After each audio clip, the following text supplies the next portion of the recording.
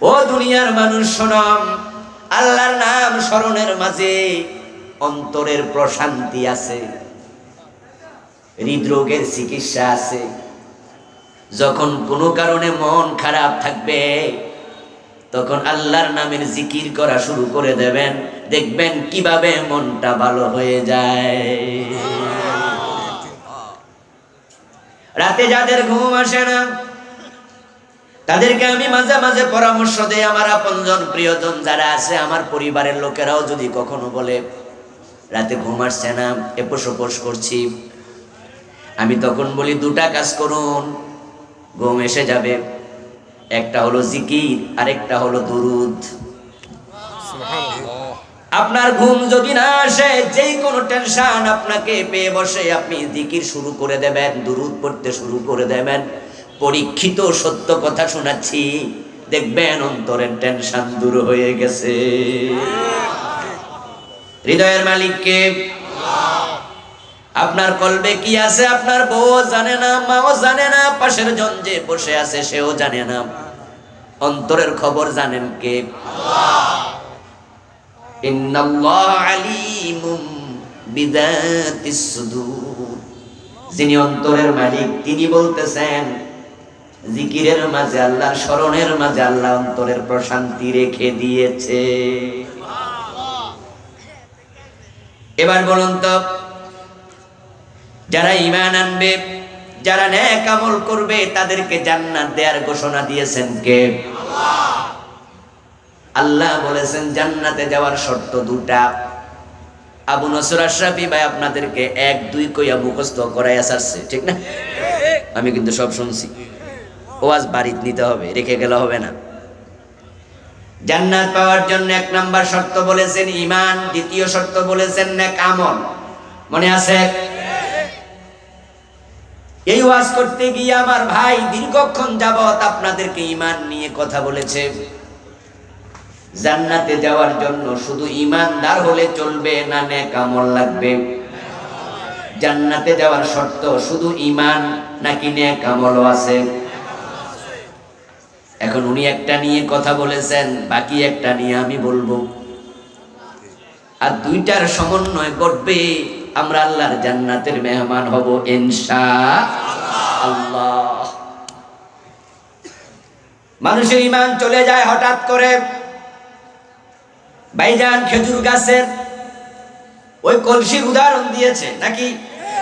1 ফোঁটা করে পড়তে পড়তে কলসি ভর্তি হয়, নিচে দিয়া যদি একটা ছিদ্র হয় তাহলে আবার কলসি খালিও। একটা ছিদ্র হলে কলসির সব রস যেমন পড়ে যায়। কাফের হওয়ার জন্য ঈমানের সাথে সাংঘর্ষিক, কোরআনের সাথে সাংঘর্ষিক একটা কাজ করলে ঈমান চলে যায়।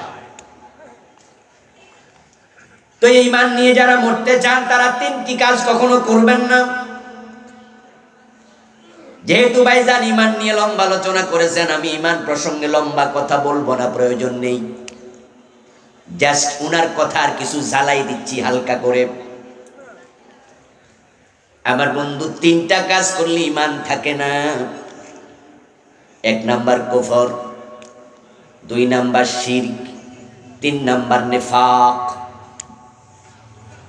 এই 3টা কাজ হলো ঈমান বিরোধী। যদি কোনো ব্যক্তি কুফর করে, কুফর করার সাথে সাথে ঈমান চলে যাবে। যে ব্যক্তি শিরক করবে, শিরক করার সাথে সাথে ঈমান চলে যাবে। যে ব্যক্তির অন্তরে নেফাক ঢুকবে, নেফাকে ইতিকাদি অন্তরে ঢোকার সাথে সাথে ঈমান চলে যাবে। ঠিক এই 3 অপরাধীর সংখ্যা বাংলাদেশে এমন বেড়েছে, ওই 3 অপরাধ থেকে মুক্ত এমন মানুষ খুঁজে পাওয়া বড় কঠিন হয়ে গেছে। এই তো মাত্র কয়েকদিন আগে আবু নসর আশরাফি ভাইয়ের বাবা আমার উস্তাদ আমার সাথে আলোচনা করতে গিয়ে তিনি বললেন যে ঈমানের ধন্যতা এত বেশি, ঈমানওয়ালা মানুষ বর্তমানে এত কম।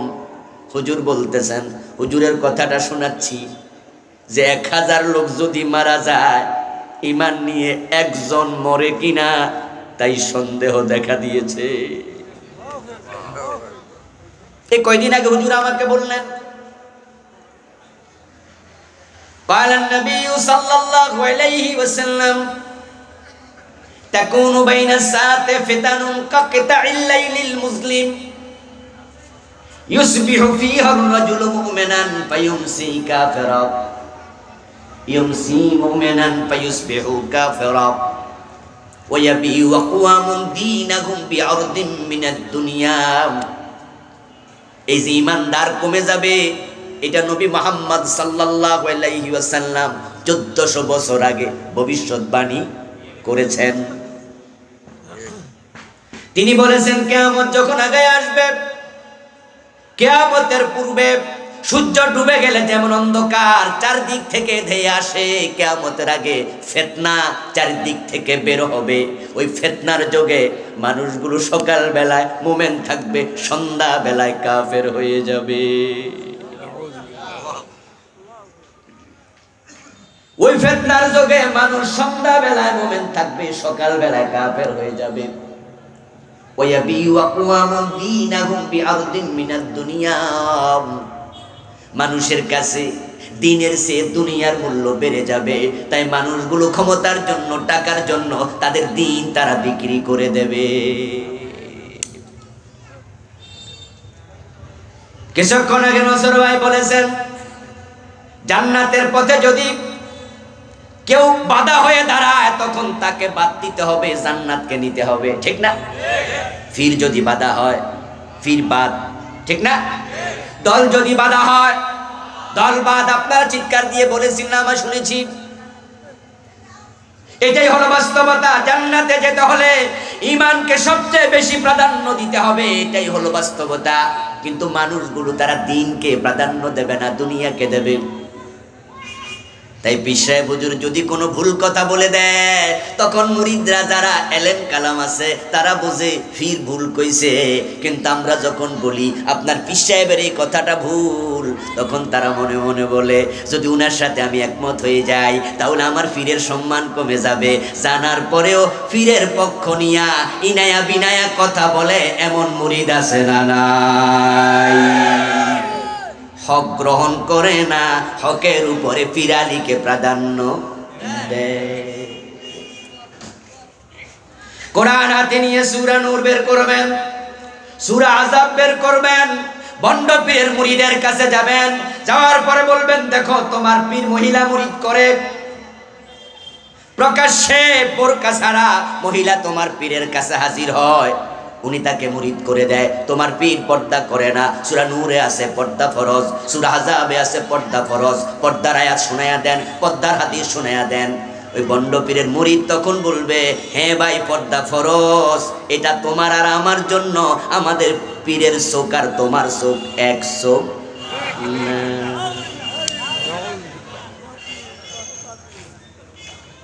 ওই বেটা আল্লাহর কোরআনের উপরে তার ভণ্ড পীরকে প্রাধান্য দিয়েছে, ঠিক কিনা? দলকে প্রাধান্য দেবে, পীরকে প্রাধান্য দেবে, ব্যক্তিকে প্রাধান্য দেবে। তাই দলীয় কোন সিদ্ধান্ত যখন মানুষ দেখবে এটা কুফরি, দলীয় কোন সিদ্ধান্ত দেখে দেখবে এটা শিরকি, দলীয় কোন সিদ্ধান্ত দেখে বুঝবে এটা জুলুম, তারপর দলের ভালোবাসায় অন্যায়ের পক্ষ নিয়ে কথা বলবে।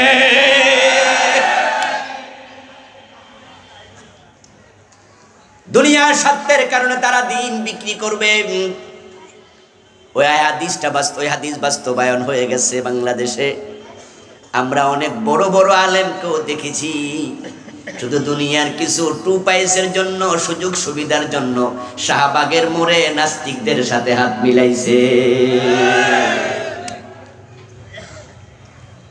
কিয়ামতের আগে ঈমান কমে যাবে। প্রিয় নবী বলেছেন মসজিদে মানুষ জামাতের সাথে নামাজ পড়বে, ঈমানদার থাকবে না। এই কথাও নসর ভাই বলেছে। কারণটা কি? কারণ হলো মানুষ দেদারসে কুফর করবে। কোনটা কুফর মানুষ বুঝবেই না। মানুষ দেদারসে শিরিক করবে, কোনটা শিরিক মানুষ বুঝবেই না। মানুষ দেদারসে মুনাফিক হবে, অন্তরে নেফাক জায়গা দেবে, কোনটা নেফাক হাজার হাজার মানুষ এটা বুঝবেই না, কারণ তারা ঈমান নিয়ে লেখাপড়া কমাইয়া দেবে। ঈমান নিয়ে চর্চা এখন আলেমদের মাঝেও কমে গেছে। আপনি 100টা মাহফিল শুনবেন এই শীতের সিজনে, আমি স্মরণ করিয়ে দিচ্ছি, মনে রাখবেন। 100টা ওয়াজ যদি আপনি শোনেন, তাহলে আপনি 95টা শুনবেন নামাজ নিয়া, রোজা নিয়া, হজ নিয়া, জাকাত নিয়া, এই নিয়া সেই নিয়া। ওই 5টাও ঈমান নিয়া শুনবেন না। ঈমান নিয়ে আলোচনা একবারে নাই বললেই। অথচ জান্নাতে যাওয়ার জন্য ঈমান 1 নাম্বার শর্ত। এখন যে কুফর থেকে বাঁচতে হবে, সমাজে কুফরের তো এখন অভাবই নাই। এ নিয়ে আমি একটি বই লিখেছি, গত অক্টোবরে আসছে মার্কেটে, নতুন বই, নাম দিয়েছি ঈমান, কুফর ও নেফাক। ওই বইতে আমি কুফর হয় লিখেছি 56 কারণে। এখন এই 56 কারণ কয়জনে চিনবে? না চিনে কুফরি করবে। আমি শিরিক নিয়ে বই লিখেছি আরো 3-4 বছর 5 বছর আগে। এই মাহফিলে একদিন শিরিক নিয়ে ওয়াজও করেছি। বইতে লিখেছি 29 কারণে শিরিক হয়। একটা শিরিক করলে ঈমান চলে যাবে। চলমান বাংলাদেশে আমার জানা 29টা। তা আপনি চিনেন না, আপনার ঈমান থাকবে কেমনে? আমরা ছোটকাল থেকে ওয়াজ শুনে আসছি, মুনাফিকের আলামত 3টি। কথা বললে মিথ্যা বলবে, ওয়াদা করলে খেলাপ করবে, আমানত রাখলে। অথচ আমার বইতে আমি লিখেছি মুনাফিকের আলামত 28টা। তো আপনি তো আজীবন 3টা শুনলেন, বাকি 25টার খবর কি? ওই যে ঈমানের চর্চা কমে যাবে, মানুষ কুফর চিনবে না, শিরিক চিনবে না, নেফাক চিনবে না, যেগুলো করলে ঈমানই থাকে না। ওই না জানার কারণে, না বুঝার কারণে ঘাটে ঘাটে মানুষ ঈমান হারা হবে। এই যে ক্লাস 6 এর বইতে বিবর্তনবাদ ঢুকাইছে, জানিয়ে নসর ভাই কিছু কথাও বলেছে যে মানুষ নাকি বানর ছিল। আমরা আলেম ওলামারা সমাজে কথা বলেছি, মসজিদের মিম্বারে বলেছি, মাহফিলগুলাতে বলেছি। তীব্র প্রতিবাদের কারণে সরকারের কানে পানি গেছে। সরকার নতুন কমিটি করেছে, বলছে এটা বাদ দেয়া হবে। আচ্ছা ভাই বলুন তো, এই যে বিবর্তন পাঠ সিলেবাসে ঢুকাইছে, এটা যদি বাদ দেয়া না হতো, আমরা আলেমরাই নিয়ে কথা না বলতাম, আমাদের ক্লাস 6 এর বাচ্চারা ছোটকালে তারা বিশ্বাস করে বসতো বইতে পড়ে যে তাদের পূর্বপুরুষ বানর ছিল, বানর থেকে তারা জন্ম নিছে। আল্লাহর কোরআনের উল্টা চিন্তার কারণে আমাদের বাচ্চারা ক্লাস 6 বেঈমান হয়ে যেত।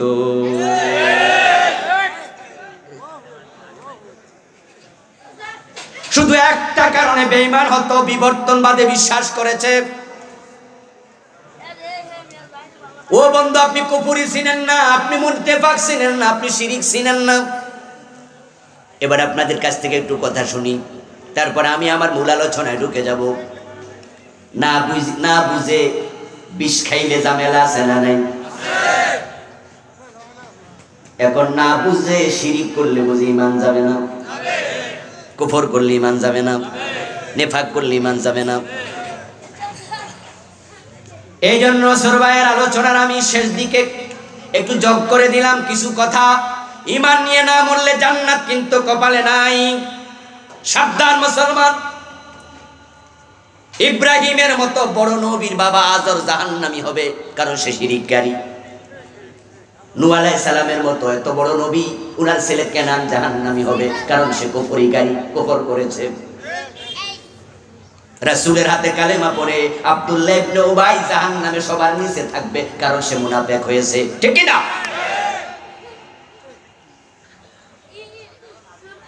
আমার প্রিয় ভাইয়েরা, এখন ঈমান গেল। জান্নাতে যাওয়ার প্রথম শর্ত ঈমান। ওয়া আমিলুস সালিহাত। এর দ্বিতীয় শর্ত হলো নেক আমল করতে হবে। ঈমান এবং নেক আমলের সমন্বয় হবে যখন, কপালে জান্নাত মিলে যাবে ঠিক তখন। কে কে জান্নাতে যেতে চান ভাই বলেছে, আপনারা 2 হাত তুলে দেখাইছিলেন, এটা আমি শুনেছি। জান্নাত কিন্তু মাগনা পাওয়া যায় না, হাত তোলা দিলে পাওয়া যায় না। আপনি ভাববেন না আপনি মাহফিলে হাত তুলছেন আল্লাহ জান্নাত দিয়ে দেবে। আরে জান্নাত তো বেনামাজিও চায়, বেরোজগারিও চায়। জান্নাত তো আমাদের বেনামাজি বেরোজগারিদের জান্নাত চাওয়া দেখা বাংলাদেশের হিন্দুরাও জান্নাত চাওয়া শুরু করছে। এবার আল্লাহ বাজারে যায় দেখবেন যদি হিন্দুর ভদ্রলোকের দোকান থাকে, কিছু কিছু হিন্দু ভদ্রলোক আছে দোকানের মাঝে মরা বাবার ছবি টানাইয়া গলার মাঝে ফুলের মালা ঝুলাইয়া দেখবেন নিজ বরাবর লিখে দেয় স্বর্গীয় সত্যেন্দ্র নারায়ণ দাস, স্বর্গীয় দুলাল চন্দ্র ভৌমিক। লেখে না? স্বর্গীয় মানে কি? স্বর্গে যাবে না গেছে, অতীতকালের শব্দ। স্বর্গে চলে গেছে, বাবারে স্বর্গে পাঠাইয়া উনি এখন নিশ্চিন্তে দোকানদারি করতেছে। আরবিতে বলে জান্নাত, পারসিতে বলে বেহেশত, ইংরেজিতে বলে হেভেন, বাংলায় বলে বাগান, সংস্কৃতিতে বলে স্বর্গ। কোনো পার্থক্য নাই। কেউ বলে চোখ, কেউ বলে আখি, কেউ বলে নয়ন, ঠিক না? কেউ বলে লাউ, কেউ বলে কদু, কেউ বলে বউ, কেউ বলে বধূ, কেউ বলে আনন্দ, কেউ বলে ফুর্তি, কেউ বলে ভাস্কর্য, কেউ বলে মূর্তি। জিনিস তো একটাই, কোনো পার্থক্য নাই। আবু বকর জান্নাতি, হযরত ওমর বেহেশতি, দুইজন দুই জায়গায় আছে, ঠিক না? তাহলে সত্যেন্দ্রনাথ দত্ত স্বর্গীয়, সত্যেন্দ্রনাথ দত্ত স্বর্গীয় দুলাল চন্দ্র ভৌমিক, এই যে মিয়া লেখা দিল স্বর্গীয়, কত শখ স্বর্গে যাওয়ার। অথচ আমরা আমাদের বাবার জন্য নিয়মিত দোয়া করি। বাবা হজ করছে, বাবা মাওলানা ছিল, বাবা অনেক বড় পীর সাহেব ছিল। ছেলে হাত তুললে কো আল্লাহ আমার বাবার কবরটাকে জান্নাতের বাগান বানাই দিও, ও আল্লাহ আমার বাবারে মাফ কইরা দিও। অথচ বাবা ছিল পীর, বাবা ছিল মাওলানা। আমরা কত টেনশন করি বাবারে লইয়া, আর হিন্দু মিয়া অলরেডি স্বর্গে পাঠাইয়া দিছে, জান্নাত নিয়ে তার কোনো টেনশনও নাই। ওরাও চায় জান্নাতে যেতে, বাবারে দিছে পাঠায়া। এবার আপনাদের কাছে জবাব চাই, কোন হিন্দু জান্নাতে গেছে? যাওয়ার সম্ভাবনা আছে? وَمَن يُشْرِكْ بِاللَّهِ فَقَدْ حَرَّمَ اللَّهُ عَلَيْهِ الْجَنَّةَ وَمَأْوَاهُ النَّارُ وَمَا لِلظَّالِمِينَ مِنْ أَنصَارٍ। সুবহানাল্লাহ। আল্লাহ তাআলা বলছেন যারা শিরক করবে আল্লাহ নিজে তাদের জন্য জান্নাত হারাম বানায়া দেয়। কিসের জান্নাত? মুশরিকের। সব কিন্তু আছে। 5 ওয়াক্ত নামাজের 1 ওয়াক্ত পড়ে না, গত রমজানের 30 রোজা একটাও রাখে নাই, বড় বড় মোচ রাখে, দাড়ি কামায় দিনে একবার, মাঝে মাঝে গাঁজাও টানে। এমন লোকের সাথে যদি দেখা হয় জিজ্ঞাসা করে বলবেন, কিরে যুবক কেমনে জীবন চালাস? জান্নাতে যাওয়ার কি কোনো চিন্তা নাই? মুস্কি হাসি দিয়া বলবে কোন কি, ওটা তো আগে ব্যবস্থা করে রাখছি। অথবা বলবে হ্যাঁ জান্নাতে যাওয়ার চিন্তা আছে। আরে কেমনে জান্নাতে যাবি বেটা? ওয়াক্তিয়া নামাজ তো পড়স না, জুমার নামাজে আসস না, পিছল খাইয়া পড়লো পশ্চিম দিকে পড়স না, জান্নাতে যাইবি কেমনে? দেখবেন সেই লোক দোতরা কান্দি নিয়ে গানে গানে শোনাবে, আছেন আমার মুক্তার, আছেন আমার ব্যারিস্টার, শেষ বিচারের হাইকোর্টেতে তিনি আমায় করবেন পার, আমি পাপী তিনি জামিনদার, টুনটুনা টুনটুন। এরকম গানওয়ালা গায়ক বাংলাদেশে আছে না নাই? এই গানকে আমরা লিখছি তো, যারা লিখছে তাদের চিন্তাটা হলো গুনাহ করলো অসুবিধা নাই, তাদের ব্যারিস্টার সাহেব আছে। এমন পীরের কাছে মুরিদ হইছে, পীর সাহেব ওয়াদা দিছে উনারে সারা জান্নাতে যাবেই না। আমি আলেমদের মুখ থেকে ওয়াজ শুনে মাঝে মাঝে আশ্চর্য হই। আমি একজন আলেমের মুখে ওয়াজ শুনলাম গত কয়েকদিন আগে, উনি মোবাইলে শুনতেছি, উনি বলতেছে অমুকের কবরে নাকি অমুক পীর সাহেব, তমক পীর সাহেব, তমক পীর সাহেব, তমক পীর সাহেব কবর আইসা হাজির হয়ে যাবে উনাকে ইস্তেকবাল জানানোর জন্য। ওই লোককে আমি ভণ্ড আলেম হিসাবে চিনি না, তাকে আমি পাত্রা মৌলবী মনে করি না, সে বেদাতি নয়, গরম সুন্নি না। যাকে আমি ভালো আলেম মনে করি, উনার ওয়াজ যদি এমন হয় জাতি হতাশ হবে যাবে কার কাছে? তুমি যদি এতই মাগনা এত সহজ মনে করো, অমুক মারা গেছে তাকে ইস্তেকবাল জানানোর জন্য তার কবরে 5-7 জন পীর সাহেবের নাম কইছে, সবাই নাকি হাজির হয়ে যাবে। ও দোস্ত, কার কবরের কি অবস্থা তুমি কেমনে জানো?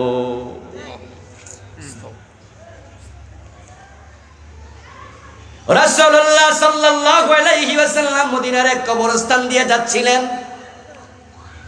সহিহ বুখারীতে এসেছে, মাররান নবী সাল্লাল্লাহু আলাইহি ওয়াসাল্লাম বিকবরাইন জাদিদাইন ওয়া ক্বালা ইন্নাহুমা লা ইউআযাবান ওয়া মা ইউআযাবান ফি কাবীর।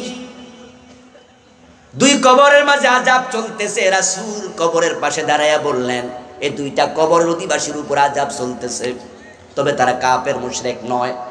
ওয়া মা ইউআযাবান ফি কাবীর, তোমরা মনে করতেছো তারা অনেক বড় গুনাহওয়ালা, মানে কাফের মুশরিক মুনাফিক। নবী কয় না, তারা কাফের মুশরিক না। এবার তিনি বলছেন, আমার সাহাবারা, কেউ কি আমাকে একটি খেজুরের ডাল এনে দিতে পারবে? কোন একজন সাহাবী একটি খেজুরের ডাল রাসূলের হাতে এনে দিলেন। মাথার মাঝে দুটা এরকম পাতা থাকে না খেজুরের, রাসূল ধরে টান মারলেন, একবারে মাঝখান দিয়ে 2 খণ্ড হয়ে গেল। এবার প্রিয় নবী সাল্লাল্লাহু আলাইহি ওয়াসাল্লাম কবরের কাছে গেলেন, এক কবরের উপরে একটু গেড়ে দিলেন, আরেক কবরের উপরে আরেকটা গেড়ে দিলেন। তারপরে তিনি বললেন, লাআল্লাল্লাহ আন ইউখাফফিফা আনহুমা আযাবাহুমা হাত্তা ইয়াইবাসা। আশা করা যায় এই দুটি ডালা শুকানো পর্যন্ত আল্লাহ তাদের কবর আযাব হালকা করে দেবে। কি করে দেবে? নাকি মাফ করে দেবে? হালকা করবে। রাসূল বলতেছে হালকা করবে। আপনারা না ওয়াজ শুনছেন, মাদ্রাসার তালিবুল ইলম হাইটা গেলে 40 দিনের কবর আযাব মাফ হইয়া যায়, আর রাসূল খাড়াই রইছে, কবর আযাব চলতেছে, মাফ হয় না। বাজে ওয়াজ শুনতে শুনতে কান জ্বালা পালা হয়ে যায়, মাঝে মাঝে ওয়াজ শুনে কাঁদি, কয় কি রে কয় কি। মাওলানা কামালউদ্দিন জাফরি হুজুরের নাম শুনছেন? বাংলাদেশের এখন কিংবদন্তি আলেম, দেশ সেরা আলেমদের মাঝে অন্যতম। আল্লাহ ওনার নেক হায়াত দারাজ করুক, বলেন আমিন। আমাদের উস্তাদ তুল্লু আলেম, জামিয়া কাসিমিয়া সাবেক প্রিন্সিপাল প্রতিষ্ঠাতা, উনি একদিন বলতেছে আমাদের সাথে গল্প করতে গিয়ে, যে এক বক্তার ওয়াজ শুনে উনি কাঁদতেছে। ওই সময় একজন ওনার পরিচিত মোবাইল করলেন, ওনাকে ফোন করে বলছে, হুজুর আপনি কই? হুজুর বলছে, আমি গাড়িতে বসে বসে কাঁদতেছি। তো উনি জিগায়, কাঁদেন কেন? কই বক্তার ওয়াজ শুনতেছি, এই ওয়াজ পাইলো কই, তাই দুঃখে কান্দি। হুজুর কয়, গাড়ির মাঝে মাঝে মাঝে ড্রাইভারে কই যে ওয়াজ চালাই দাও। আমরাও তাই করি, রাতের বেলা যখন ফিরি তখন তো রাতে 2টা 3টা 4টা গাড়ি চলে, তাই ড্রাইভারকে মাঝে মাঝে বলি কোরআন তেলাওয়াত লাগাই দাও, ইসলামী সঙ্গীত লাগাই দাও, হুজুরদের ওয়াজ লাগাই দাও, শুনি। উনি কয় যে বক্তার ওয়াজ শুনে কাঁদতেছি, এই ওয়াজ পাইলো জীবন আমরা পাইলাম না, দুঃখে কাঁদি। আলেম ওলামাদের সম্মান আছে, কোনো সন্দেহ নাই। কোরআনের তালিবুল ইলম হেঁটে গেলে ফেরেশতা পাখা বিছা হাদিস আছে, কিন্তু কোন আলেম হেঁটে গেলে 40 দিন কবর আযাব হয় না, এই জাতীয় কোনো মাউযু হাদিসও নাই। এগুলো মানুষের বানানো কথা। আল্লাহর হাবিব বলছেন 2 কবর আযাব চলছে। প্রসঙ্গ আসলে বিদায় হাদিসটা বললাম, এটা অগ্রহণযোগ্য কথা, এই ওয়াজের কোনো মূল্য নাই। সন্তান হাফেজ বানাইলে সন্তান সুপারিশ করে জান্নাতে নিয়ে নেবে, এরকম সস্তা ওয়াজ সমাজ অভাব নাই, এগুলো ভিত্তিহীন কথা। এজন্য তখন অনেক মানুষ আছে সন্তান হেফজখানায় দিয়া বাবা দোকানে বৈশা বিড়ি টানে, আর মনে মনে কয় অসুবিধা নাই, আমার পোলা 10 জন বেহেশত নিলে আমার রুল নাম্বার কত।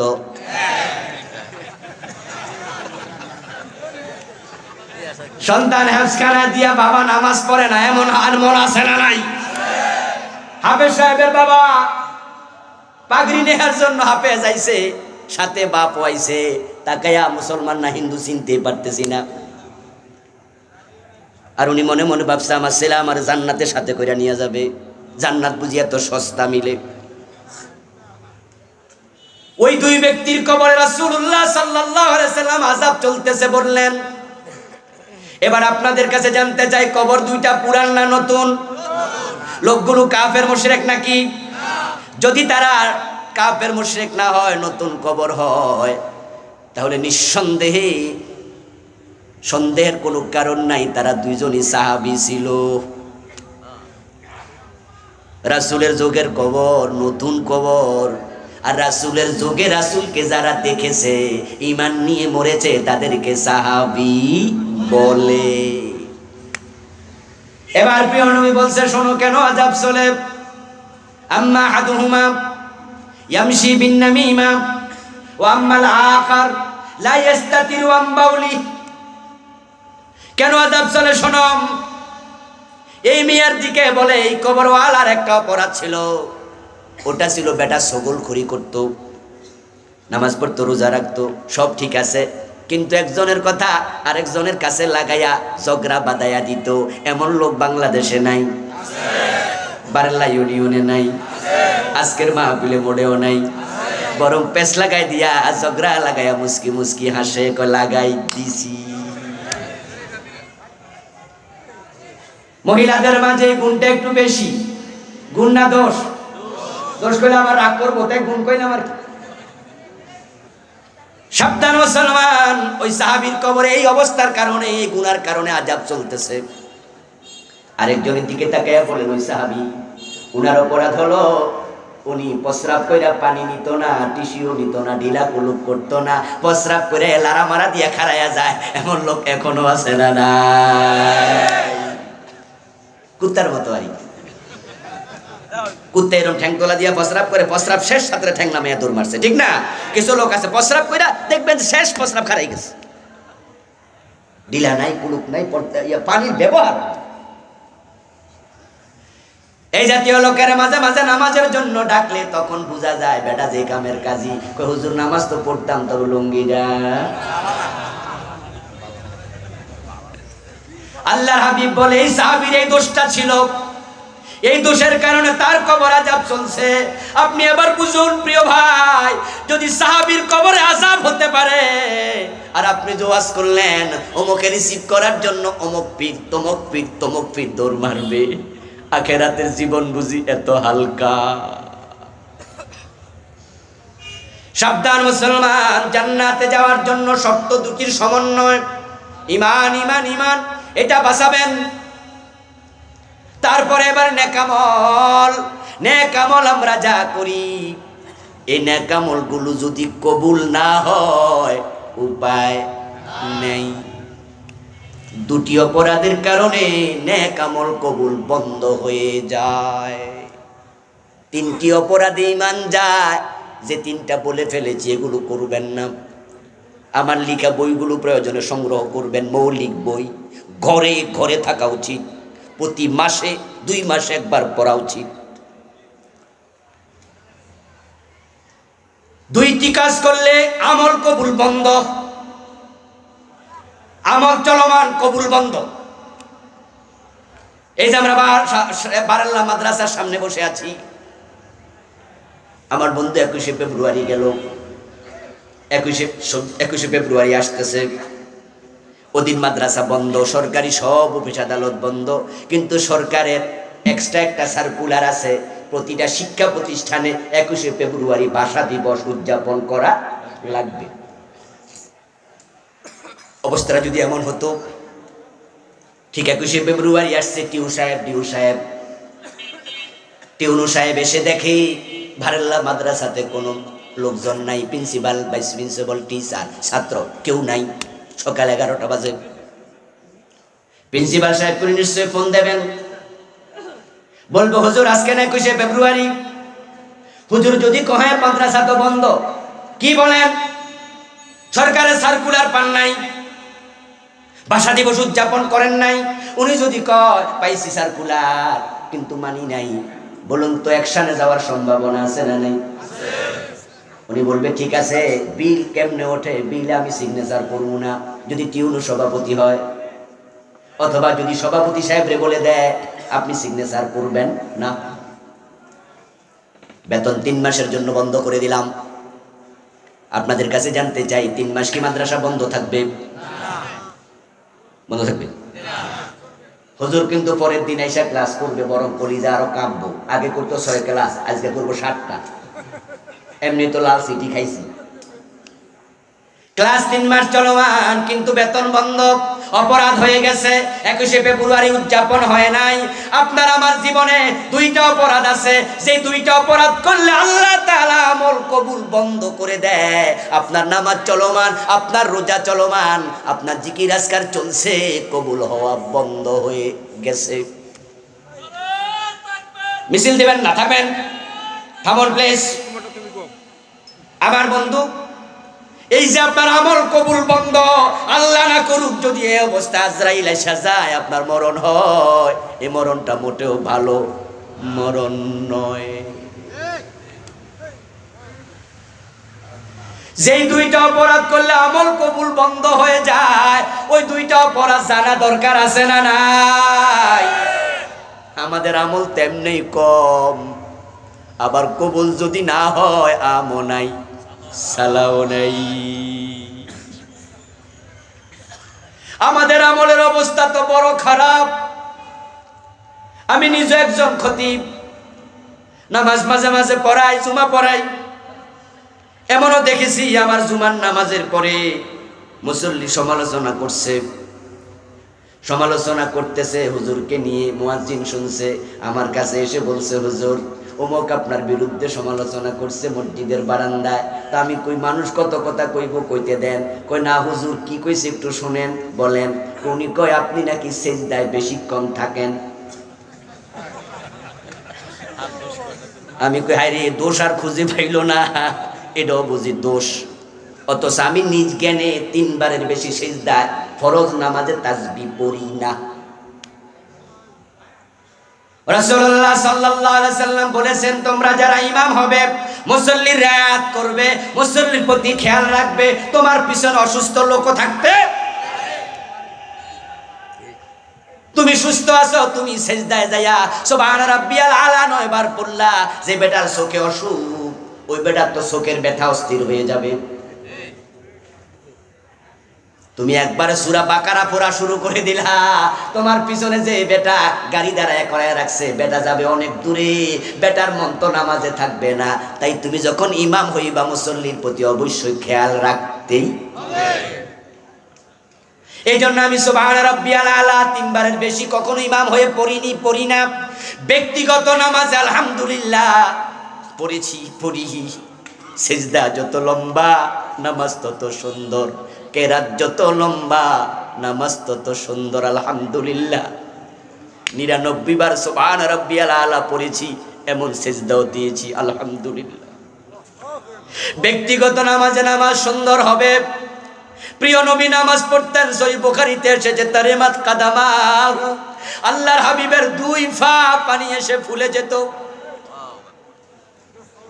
মা আয়েশার হাদিস, আল্লাহর হাবিব রুকু যখন করতেন, মা আয়েশা বলেন, আমি মাঝে মাঝে ভাবি রাসূল বুঝি সেজদার কথা ভুলে গেছে। রাসূলুল্লাহ সাল্লাল্লাহু আলাইহি ওয়াসাল্লাম যখন সেজদায় যেতেন, মা আয়েশা বলেন, মাঝে মাঝে আমি ভয় পেয়ে যেতাম, রাসূল সেজদায় কি মরে গেল নাকি? এত লম্বা সেজদা মাথায় তোলে না, ইন্তেকাল করলো নাকি? আঙুলের পায়ের মাঝে সিমটি দিতাম, প্রিয় নবী পা নাড়া দিলে বুঝতাম রাসূল জীবিতই আছেন। আর আমার মুসল্লি, আমি সুবহান রাব্বিয়াল আলা 3 বার পড়ি। হ্যাঁ, আমি তাড়াহুড়া করে পড়ি না, এটা আমার অভ্যাসে নাই। আলহামদুলিল্লাহ, আলহামদুলিল্লাহ, আলহামদুলিল্লাহ। কোন কাজের কারণে নামাজকে তাড়াহুড়া করা যাবে না, কারণ দুনিয়াতে নামাজের চেয়ে দামি কোনো কাজ আর নাই। হয়তো কেরাত ছোট হতে পারে, কিন্তু তাসবিহ সুবহান রাব্বিয়াল আলা, সুবহান রাব্বিয়াল আলা এরকম হবে না। একটানে 7 আয়াত পড়া হবে না। আল্লাহর হাবিবের সুন্নাহ ছিল, ইযা ক্বালা আলহামদুলিল্লাহি রাব্বিল আলামিন ওয়াকাফা, আর রহমানির রহিম ওয়াকাফা, মালিক ইয়াউমিদ্দিন ওয়াকাফা। রাসূলের নামাজ ছিল, তিনি প্রতিটা আয়াত পড়ে পড়ে থামতেন। আর আমরা তো রমজান মাস আসলে ইবাদত কারে কয় দেখাইয়া সারি, একটানে শেষ 7 আয়াত পরের টানে 1 পৃষ্ঠা এমন বো বো করে, কি যে কয় হুজুরেও বোঝে না, মুসল্লিও টের পায় না। শুধু শেষ দিকে জালিমিন কইয়া টান মারলে মুসল্লি বুঝে রুকুতে যাওয়ার টাইম। ধীরস্থির ভাবে নামাজ পড়ি, তাও অভিযোগ করছে হুজুর নাকি লম্বা সেজদা দেয়। এর মানে কি দাঁড়ালো? 3 বার সুবহান রাব্বিয়াল আলা এটাও সহ্য হয় না এমন মুসল্লি আছে। তাই হুজুর ধীরস্থির ভাবে সেজদা দিলে পিছন দিয়া মুসল্লি সেজদায় হুজুরে মিস কল দেনি। আমরা কাশের ডং দেখা বুঝি এটা আসল কাশ নাকি সতর্কতা। কাশ দিয়া হুজুরে বুঝায়, হুজুর আমার তো শেষ, আপনি কদ্দুর গেছেন। নামাজে দাঁড়াইয়া মশা মারে এমন আছে না? আমি নিজে দেখেছি নামাজে এরকম দাঁড়াইয়া, এরপরে ধরতেছে মশা, মানে মশা উড়াল দিয়ে হেডার তরে। এই হলো ইবাদত। আর এটাও যদি কবুল না হয় তোমার তো সব শেষ। সালাম ফিরে পিছনের দিকে তাকায়া বসে, এটা সুন্নাহ। যদি আমাদের দেশে শুধুমাত্র ফজরে আর আসরে বসে, অথচ প্রিয় নবী সাল্লাল্লাহু আলাইহি সাল্লাম 5 ওয়াক্তে বসতেন, 5 ওয়াক্তে বসতেন। আমরা তো ব্যস্ত মানুষ, রাসূলের তো কোনো কামকাজ ছিল না, এজন্য উনি বসছে আর কি, ঠিক না? উনি সালাম ফিরে কত দোয়া পড়ছে, আর আমরা তো ব্যস্ত, এজন্য আমরা দোয়া টোয়া কিছু করি না। আসসালামু আলাইকুম, আসসালামু আলাইকুম, আল্লাহুম্মা আমিন, কাম শেষ। অথচ প্রিয় নবী ছিলেন 9 জন স্ত্রীর স্বামী, বউ ছিল 11 জন, জীবিত শেষ জীবনে একসাথে ছিল 9 জন। আপনারা কার আছে 4 জন? আব্দুল্লাহ দেন। সাইরে তো নাই, 2 জনে তো নাই, আপনারে কি কম, আমারও তো নাই। তে একজন চেয়ারম্যান সাহেব একজনের ঠেলায় তো থাকা যায়। রাসূল ছিলেন 9 স্ত্রীর স্বামী। কয়টা পরিবার? কথা বলতে হবে, কয়টা? আবার মদিনার প্রেসিডেন্ট, রাষ্ট্রনায়ক, প্রধান বিচারপতি, প্রধান সেনাপতি, 7-8 যুদ্ধের সেনাপতি, কোন কোন যুদ্ধে সাহাবীদের সেনাপতি বানাইছে। মদিনা থেকে সে যুদ্ধ আবার কন্ট্রোল করছে, যত বিচার আচার সব নিজে করছে। এত কিছু করে প্রিয় নবী সালাম ফিরাইয়া সাহাবীদের দিকে ফিরে বসে লম্বা জিকির আজকার করেছে, কত দোয়া পড়েছে। আর আমরা এক বউ লইয়ায় ব্যস্ত, সামান্য চাকরি বাকরি ঠেলায় ইমাম সাহেবের কিসের ব্যস্ততা। এমন ইমাম বাংলাদেশে অনেক আছে, ইমামতি ছাড়া যারা কোনো কামই নাই। 24 ঘন্টায় ইমামতি ছাড়া এই কোনো কামই করে না, এমন ইমাম আছে না? খোঁজ নিয়ে নামনে, হুজুর আপনি কি করেন? আমি মসজিদ ইমামতি করি। আর তা তো 5 ওয়াক্ত নামাজ পড়াই লাগে, আর কি করেন? না হুজুর আর কিছু করি না, শুধু হাঁটি আর খাই। তো তোমার সমস্যা কি? তুমি জিকির করো না কেন? তোমার তো টাইমের অভাব নাই। কই হুজুর যদি সালাম ফিরাইয়া মুসল্লির দিকে ফিরে বসে জিকির আজকার করি, সভাপতি সাহেব চোখ বড় করে চায়, এই হুজুর তোমার না কাম নাই, আমরা অনেক। এই জন্য যে জাতি যেমন সেই জাতির নেতা হয় ঠিক তেমন। ও প্রিয় ভাইরা, বলতেছিলাম এখন আমাদের নেক আমলের অবস্থা এত খারাপ, আবার এটা যদি কবুল না হয় তাহলে আমাদের উপায় কি? তাই নেক আমল যতটুকু করি কবুল হওয়ার মতো উপযোগী করা দরকার আছে না নাই? 2টা অপরাধ করলে নেক আমল কবুল বন্ধ। 1 নাম্বার অপরাধের নাম হলো হারাম খাওয়া, 2য় অপরাধের নাম হলো বেদাত করা। এই 2টা কাজের সাথে বাংলাদেশের লাখ লাখ মুসলমান জড়িত, হারামের সাথে সবাই জড়িত কম বেশি। আলেম জালেম, ভালো মানুষ খারাপ মানুষ হারামের সাথে জড়িয়ে গেছে শতকরা 95 জনের চেয়ে বেশি। কেউ সুদ দেয়, কেউ সুদ খায়, কেউ সুদ লিখে, কেউ সাক্ষী থাকে, ঠিক না? এই যে আপনার এই বাজারে খবর নিয়েন, এই বাজারে খবর নিয়েন, ব্যবসায়ীদের মাঝে সুদে টাকা আনে নাই এমন ব্যবসায়ী খুব কম। সুদে টাকাই না ব্যবসা করে, সুদে টাকাই না বাড়ি বানায়, সুদে টাকাই না ছেলে বিদেশ পাঠায়, সুদে টাকাই না গাই গরু কিনে পরে দুধ বেচে সংসার চালায়, সুদে টাকাই না রিক্সা কিনে, সুদে টাকাই না সিএনজি কিনে, সুদে টাকাই না গাড়ি কিনে। সুদের সাথে জড়িত হাজার হাজার মানুষ যারা সুদ দেন খায় আনে না, তারা অনেকে আবার টাকা জমা আছে তাই সুদে টাকা লাগায়। হাওলা চাইলে টাকা পাওয়া যায় না, সুদে চাইলে নিয়ে কুলানো যায় না। ডান পকেটে নিজেরটা, বাম পকেটে খালাতো বোনেরটা, ঠিক না? আমার কাছে দিয়ে গেছে, আমার কইছে কিছু বাড়াই টাড়াই দিয়েন, উনি ঠিকাদারি নিছে সুদের, অথচ 5 ওয়াক্ত নামাজ পড়ে, ঠিক কি না?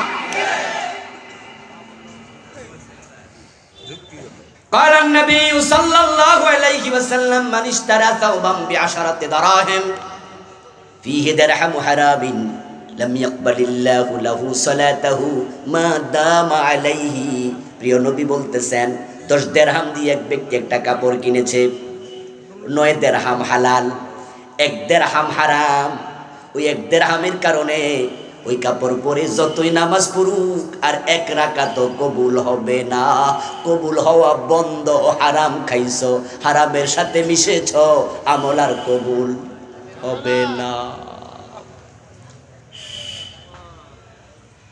আল্লাহর হাবিব বুঝানোর জন্য উদাহরণ দিলেন, সুম্মা যাকারা রাজুলা ইউতিলুস সাফারা আশআসা ওয়া আগবারা ওয়া ইয়ামুদ্দু ইয়াদাইহি ইলাস সামা ফায়াকুলু ইয়া রাব ওয়া মাতআমুহু হারামুন ওয়া মাশরাবুহু হারামুন ওয়া মালবাসুহু হারামুন ওয়া কুযিয়া বিল হারাম ফাআন্না ইউস্তাজাবু লিযালিক। রাওয়াহু মুসলিম।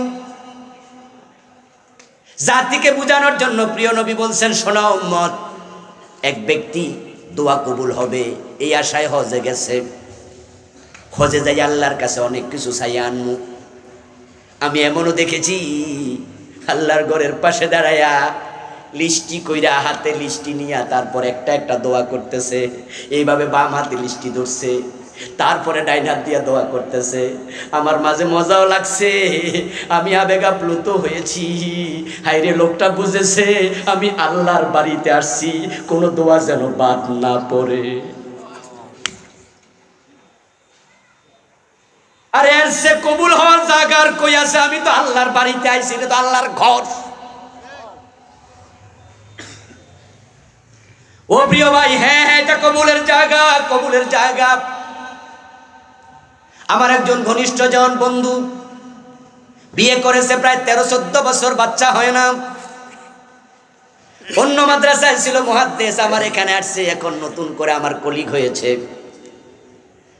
ওনাকে বললাম, হুজুর আপনি একটু ভাবিরে সাথে নিয়ে চলে যান জায়গা মতো, আপনাদের দুইজনের মনের দরখাস্তগুলো কাবার গিলাফ জড়ায়া ধইরা আল্লাহর কাছে বলেন। তিনি যদি 86 বছর বয়সে ইব্রাহিম নবীকে সন্তান দিতে পারে, আপনি তো এখনো যুবক, আপনার উনি দেবে না কইছে কে? তবে দোয়াটা কবুল হওয়ার জন্য অন্তরে ইখলাস লাগবে। যান। হুজুর বললেন হাসি দিয়া, ঠিক বলছেন দেখি। কিছুদিন পরে তিনি দুজন মিলে উমরায় চলে গেছে। আলহামদুলিল্লাহ, ফিরে আসার কয়েকদিন পরে এখন তার সন্তান 2টা। আমি বন্ধু একাধিক ব্যক্তিকে এমন দেখেছি, সেখানে গিয়ে দোয়া কবুল হয়। ব্যক্তিগতভাবে আমিও সাক্ষী, আমি যা চেয়েছি সেখানে যাইয়া আল্লাহ তো অনেকবার যাওয়ার সুযোগ দিয়েছে, একবার এক একটা সিরিয়াসলি চাই। এবার যত কিছু চাও আল্লাহর কাছে, এটা হলো 1 নাম্বার। প্রতি তাওয়াফে এটা চাচ্ছি, যেখানে যেখানে দোয়া কবুল হয় চাচ্ছি। আমি আজ পর্যন্ত যত দোয়া করেছি শুধু একটা কবুল হয় নাই, আর বাকি সবগুলো আলহামদুলিল্লাহ কবুল। যেটা হয় নাই সেটা হলো, আমি কাবার গিলাফ ধরে বারবার বলেছি, আল্লাহ আমারে কোরআনের হাফেজ হওয়ার তৌফিক দাও। কাজী ইব্রাহিম সাহেব হুজুর, এই যে গত 4-5 দিন আগে জেল থেকে মুক্তি পাইছে, নাম শুনছেন না? উনি বলেছেন উনি মাত্র 36 দিনে কোরআনের হাফেজ হয়েছে, এবং সেটা হয়েছে তার কর্মজীবনে এসে। আমি আল্লাহর কাছে দোয়া করছি কাবার গিলাফ ধরে, আল্লাহ উনি হইলে আমি পারবো না, কেন আমারও দেও, কিন্তু এটা এখনো কবুল। কিন্তু আলহামদুলিল্লাহ আমার ছেলে হাফেজ হয়ে গেছে। এমনও তো হতে পারে ওই দোয়া আল্লাহ হিয়ান দিয়া লাগাইছে, হইতে পারে না? আল্লাহর হাবিব বলে, এক ব্যক্তি চলে গেল কাবার অঙ্গনে, যেই যে জায়গায় দোয়া কবুল হয় সে জানে, ওখানে দাঁড়ায় 2 হাত আল্লাহর দিকে তুলে সে দোয়া করতেছে, আল্লাহ ও আমার রব, এটা দাও, এটা দাও, এটা দাও, এটা দাও। আর মনে মনে ভাবতেছে, এমন জায়গায় দাঁড়াইছি যে জায়গার মাটির মাঝে কত নবী সাহাবীর পায়ের ধুলা লেগে আছে, এই পবিত্র জায়গায় আল্লাহ আমার দোয়া ফিরাবে কেন? সে মনে মনে ভাবে দোয়া কবুল, অথচ আমি নবী মুহাম্মদ কি বলি শোনো, ওয়া মাতামুহু হারাম ওয়া মাশরাবুহু হারাম ওয়া মালবাসুহু হারাম ওয়া গুযিয়া বিল হারাম। ওই দোয়াওয়ালার পেটে হারাম খাবার আছে, রক্তে হারাম খাবারের মিশ্রণ আছে, পানি যে খাইছে ওই কলটা সুদের টাকা দিয়া বসাইছে, জামা যে কিনছে এটা গোশের টাকা দিয়া কিনছে, তার রক্ত যে আছে শরীরে হারাম খাইয়া রক্ত বাড়াইছে, সে কাবার ভিতরে ঢুকে দোয়া করলো, তার দোয়ার কবুল হবে না। হারাম যে খায়, হারামের সাথে যে মিশে যায়, তার আমল কবুল হওয়া বন্ধ। আবু নসর আশ-শামীর সাথে কিছুক্ষণ আগে মোটামুটি সুর মিলাইয়া তো অনেকে জান্নাত পর্যন্ত চলে গেছিলেন, আমি আইসা পেঁচ লাগাই দিছি। এই যে জান্নাতটা কিছুক্ষণ আগে দুই হাত তুলে পাইয়া গেছিলেন, এবার একটু আওয়াজ দিয়া বলুন তো, হারামের সাথে সম্পর্ক আছে এমন আজকের মাহফিল শত শত মুসল্লি আছে না নাই? তো তুমি চাইর হাত তুলাই লাভ কি? তোমার তো আমল শেষ। এই জন্য আমল কবুল হোক, আমল যদি বাঁচাতে চান হারামের সাথে সম্পর্ক ছিন্ন করতে। আজকে এই প্রসঙ্গের কথা বলবো না, পরেরটা বলবো, সংক্ষেপে শেষ। এটা ইবাদত কবুল না হওয়ার জন্য আরেকটা বদ কারণ হলো বেদাত। যে লোক বেদাতের সাথে সম্পৃক্ত হয়, প্রিয় নবী বলেন তার কোনো নেক আমল আর কবুল হয় না। قال النبي صلى الله عليه وسلم إن الله لا يقبل عمل صاحب بدعة صلاة ولا صوما ولا حجا ولا عمرة ولا صرفا ولا عدلا أو كما قال النبي صلى الله عليه وسلم। প্রিয় নবী বলছেন, যে ব্যক্তি বেদাতি হয়ে যায়, বেদাতের সাথে সম্পর্ক ভালো করে জোড়াইয়া দেয়, তার নামাজ রোজা হজ যাকাত কোন নেক আমল আল্লাহর কবুল করে না। বাংলাদেশে বেদাত হলো আলেমদের গুনার নাম। ওই হারামের সাথে আলেমও আছে, জালেমও আছে। হারাম অনেকেই করতেছে, কিন্তু বেদাত নামক গুনাহ হলো পীর সাহেবের গুনার নাম, বেদাত হলো বক্তাদের গুনার নাম, বেদাত হলো আলেমদের গুনার নাম। কারণ সাধারণ জাহেল যারা, তারা অনেকে বেদাত বানায় না, কারণ বানাতেও তো এলেম লাগে। তাই যত বেদাত সমাজে আছে সবগুলো পীর এবং আলেমরা চালু করেছে।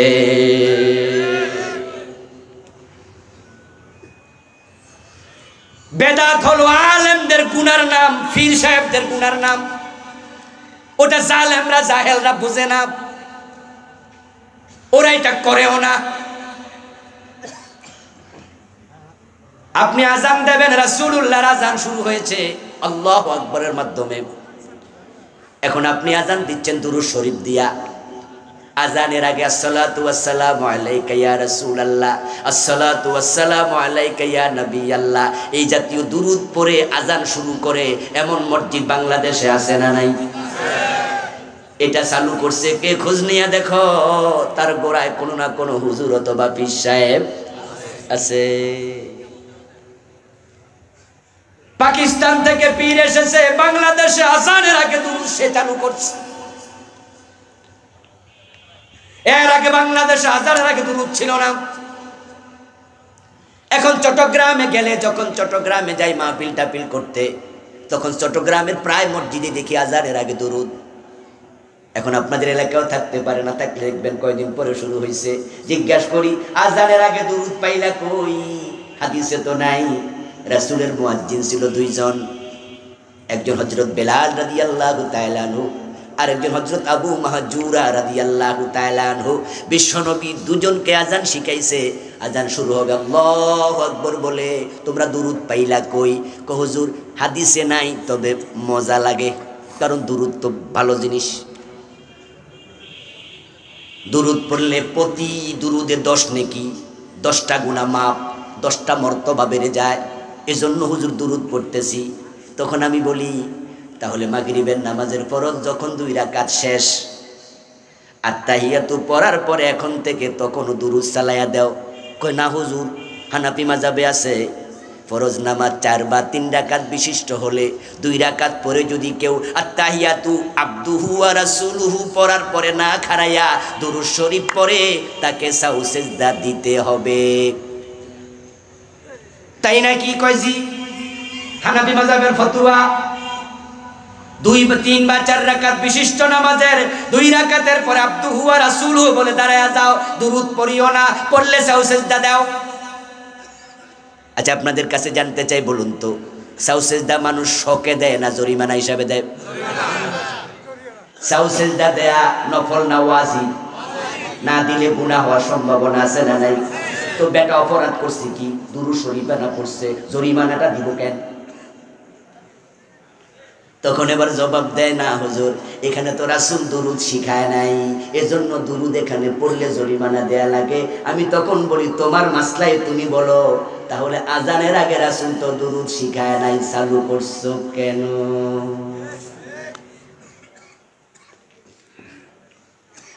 নামাজি ভাইয়ের একটু জবাব দিয়েন। আমরা যখন ফজরের নামাজ পড়ার জন্য মসজিদে যাই, একবারে আজানের পর পর মসজিদে চলে যান, এমন মুসল্লি আছে না? কথা কয় না কেন? আছে না? আপনি যাই গেছেন শেষে, কিন্তু যাই দেখেন 10 জন আগে আইসা গেছে।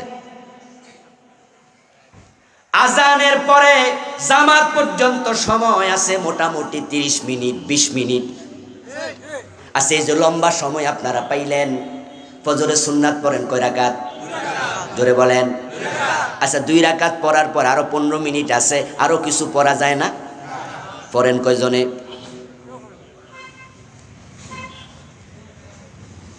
ফজরের আজানের পরে জামাত পর্যন্ত সময় পাওয়া যাবে 20 মিনিট 25 মিনিট। 2 রাকাত সুন্নাত পড়তে লাগে 5 থেকে 7 মিনিট, বাকি রয়ে গেল আরো 13 মিনিট থেকে 15 মিনিট। ওই 15 মিনিট বসে থাকেন কেন? আরো সুন্নাত পড়েন। কেউ পড়ে না, কারণ শুধু একটা, প্রিয় নবীর জীবনের আমলের মাঝে সুবহে সাদেকের পরে ফজরের ফরজ পড়ার আগ পর্যন্ত 2 রাকাতের বেশি সুন্নাত পড়ার আমল পাওয়া যায় না। একটা হাদিসও নাই তোমরা সুন্নাত তখন পড়িও না, যে ফজরের আজানের পরে ফরজের আগ পর্যন্ত 2 রাকাতের বেশি সুন্নাত পড়িও না, এরকম একটা হাদিসও নাই। রাসূল নিষেধ করে নাই, তারপর আপনি কেন পড়েন না? এর কারণ হলো রাসূল নিজে পড়ে নাই, উনার আমলে পাওয়া যায় না। রাসূল সাহাবারা যেটা করে নাই, ওই কামের নাম ইসলাম হতে পারে না, এটাই বেদাত হয়ে যায়।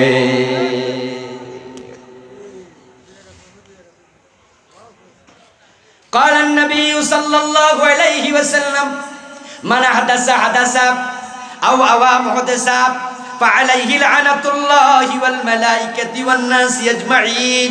আমার রাসূল বলেন, যে ব্যক্তি বেদাত আবিষ্কার করলো, বেদাতীকে সহযোগিতা করলো, তার উপরে আল্লাহর লানত, ফেরেশতাদের লানত, বিশ্ব মানবতার লানত। বেদাতির উপরে লানতের বদদুয়া দিয়েছেন স্বয়ং বিশ্ব নবী।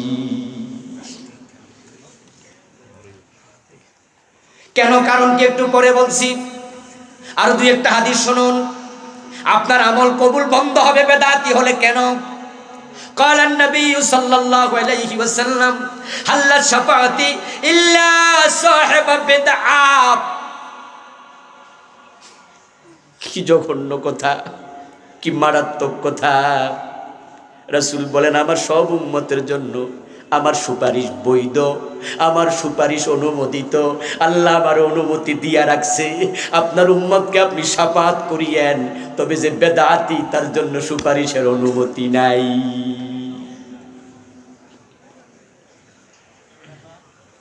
অথচ গুনার নিয়তে কেউ বেদাত করে না, যারাই বেদাত করে তারা সওয়াবের নিয়তে করে।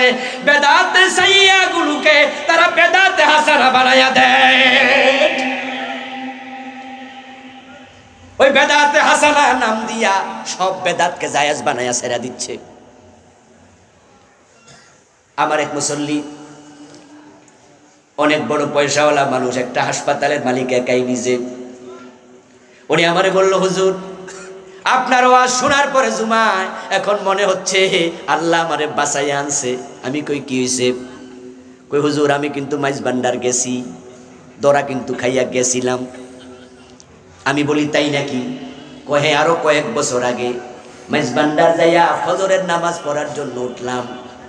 আজানের পরে দেখি মাইকের মাঝে ছোট আওয়াজে গুনগুন করে দোতরার আওয়াজের মতো আওয়াজ আসতেছে, গানের আওয়াজ, দোতরার আওয়াজ মসজিদের মাইক থেকে শুনতেছি। তা আমার যিনি সাথে করে নিলেন ওনারে আমি বললাম, কি রে ভাই, মসজিদের মাইক থেকে গানের আওয়াজ, বাজনার আওয়াজ কেন? উনি তখন আমারে বললেন, এই উত্তর আমি দিলে তো তোমার মন পুড়তো না, তাই ইমাম সাহেবের সাথে কথা বলে নামাজের পরে যাই না নিও, আমিও সাথে থাকবো।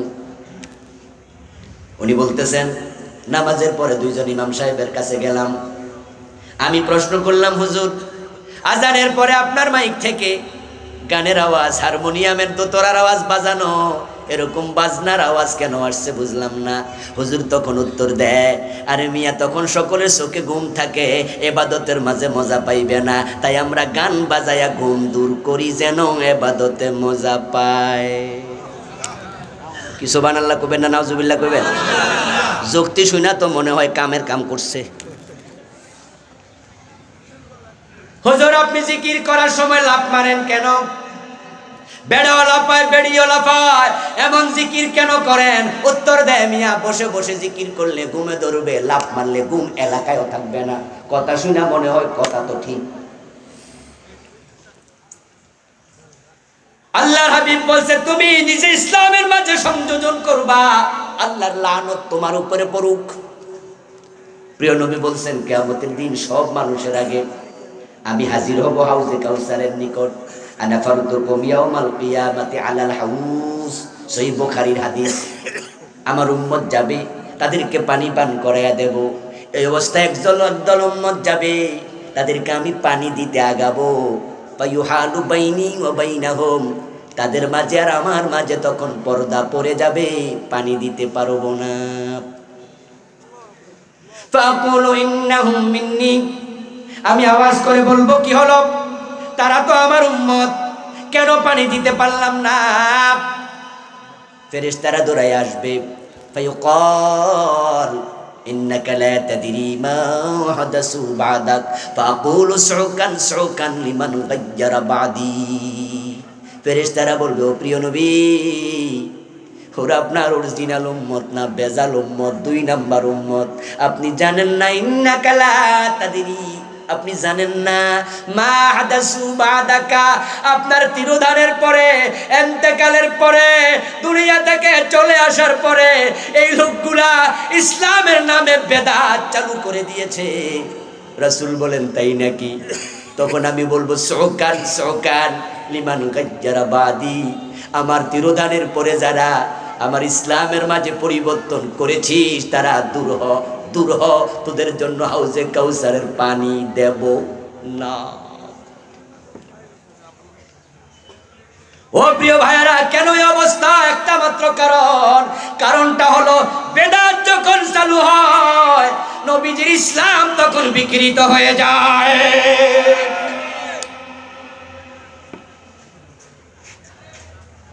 বেদাত হলো ক্ষেতের মাঝে আগাছার মতো। বুড়িসং এলাকায় খেতে ঘাস উঠলে এগুলি কি কয়? আগাছাই তো বলে। আচ্ছা, ক্ষেতের মাঝে যখন আগাছা বেড়ে যায়, ফসল ভালো করে হয়?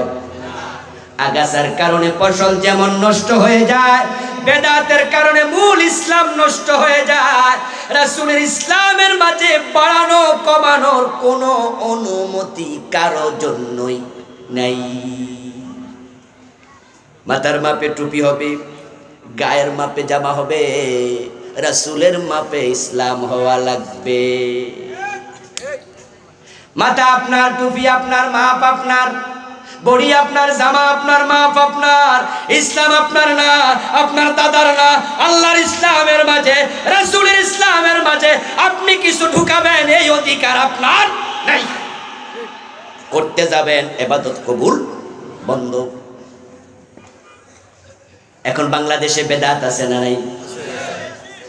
এই বইটা আমি লিখেছি, 38টা লিখছি।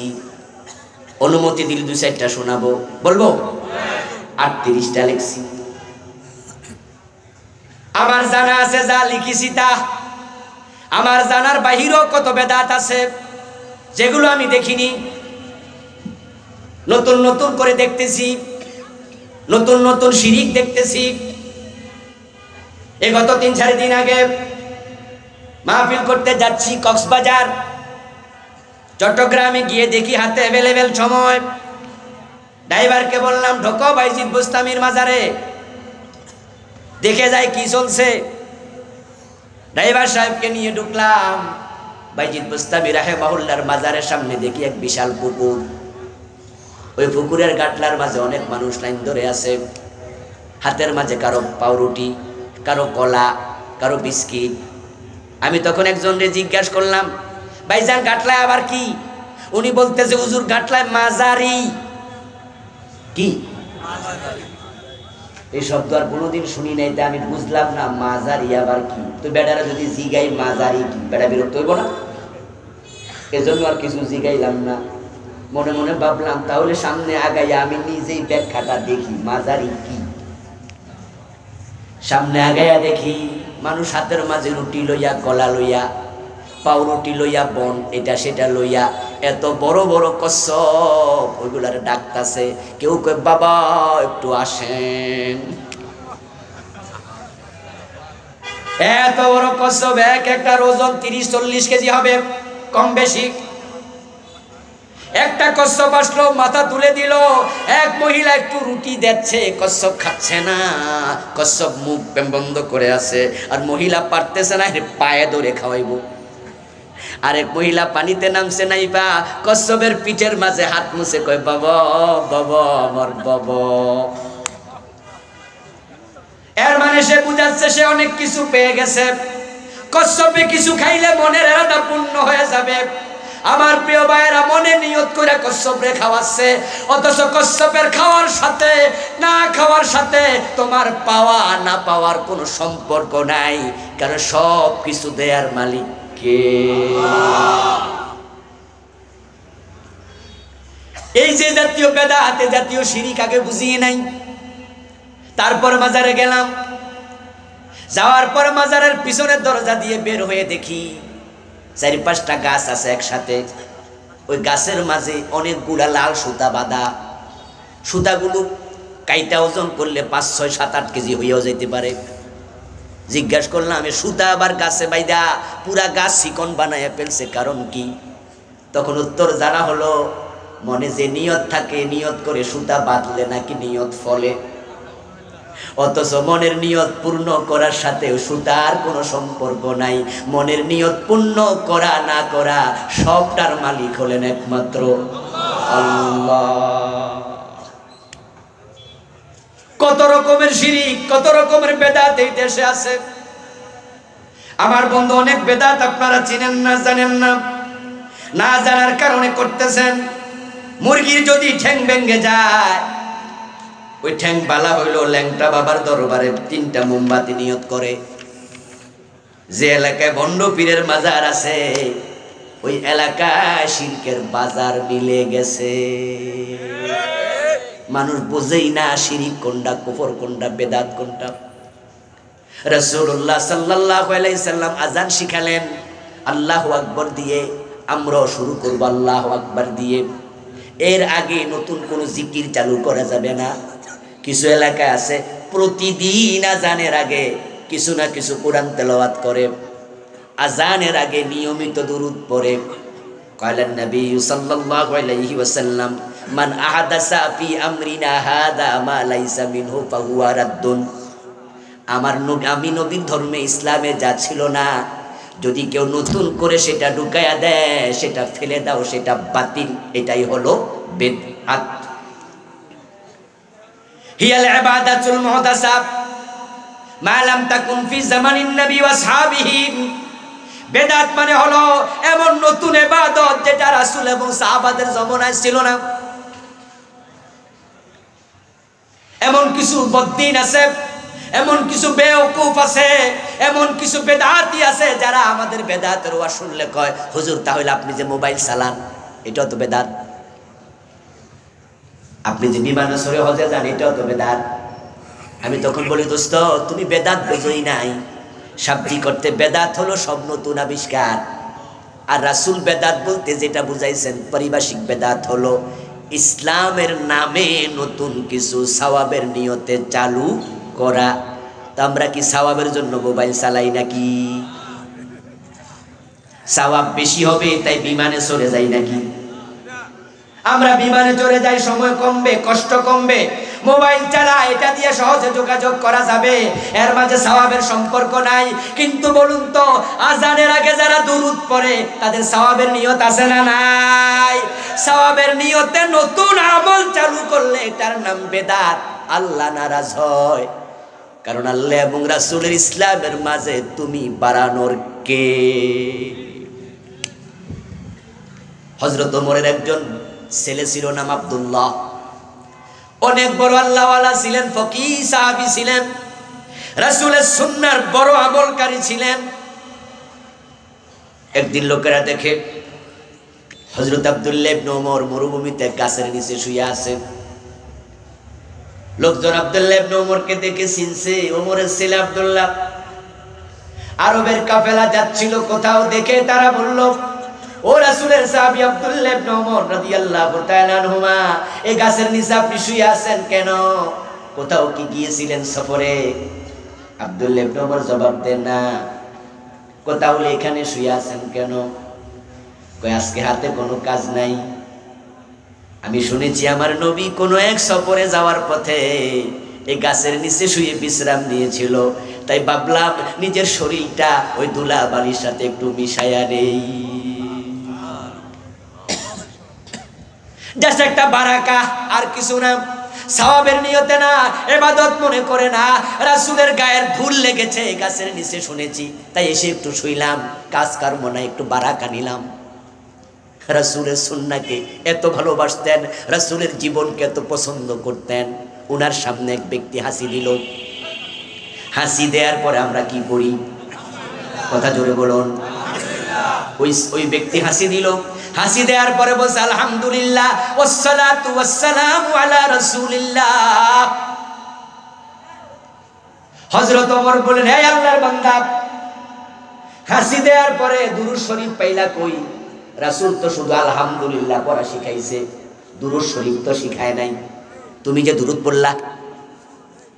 ওই ব্যক্তি জবাব দে, হুজুর আল্লাহর প্রশংসা যেহেতু করেছি তাই ভাবলাম একটু দুরূদ শরীফ পড়া নেই।